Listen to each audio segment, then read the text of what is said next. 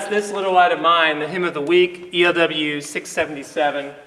I'm having some fun this week with it. The African American Spiritual.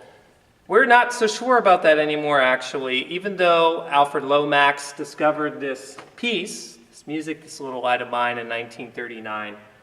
It seems that in 1920, a composer by the name Loos, or Loes, L-O-E-S, probably is the composer of this, which was a gospel song, and it was composed for children.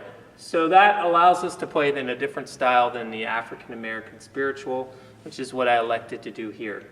So I don't think it will be that wild, so to say, for this coming Sunday, but I wanted to give us an example of where the style in which this was created, where the song can actually go within that style for This Little Light of Mine.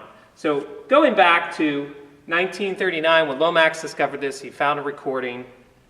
Really sounded like the spiritual style. So I don't think we can blame him for thinking, oh, this is probably an African American spiritual. So there's a lot of reasons for that, because it also has that communal nature. You could see that maybe possibly, this little light of mine, could be the call, and the response would be, I'm gonna let it shine. Even though that would be a singular, like a personal call response, it still is communal and would still point to the African American spiritual. So we could see some of that there, no doubt about it. Form-wise, we have, though, more like a gospel song, an A, B, A, C. And even though we like to think of this in the major scale, it's really pentatonic. It's just 5 notes. So we have those 5 notes that are being played most of the time. I realize there's some harmonies in this arrangement. I'm actually doing my own arrangement. It's loosely based off this, but it's really different.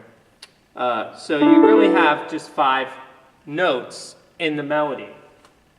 The other thing to think about is when Doris McMurray sang this, and that's a recording that Lomax discovered, it was certainly not in that gospel style.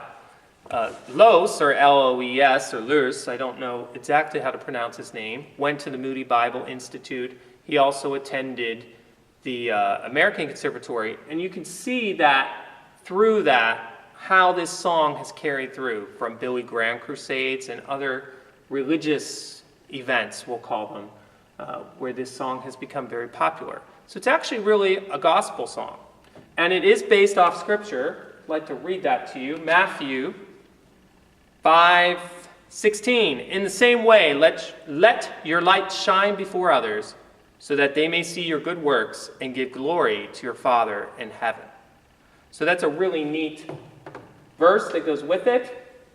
And I'm thankful that we now know that it's actually the gospel style, which would explain why so many gospel interpretations of it and improvisations, maybe some more of a freedom or freer approach, and not so metrically as you see it in the hymnal.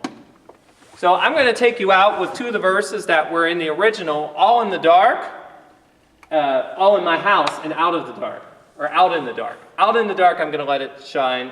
And then, of course, all in my house. So I'm going to take you out with that, and I'll see you for the next hymn of the week.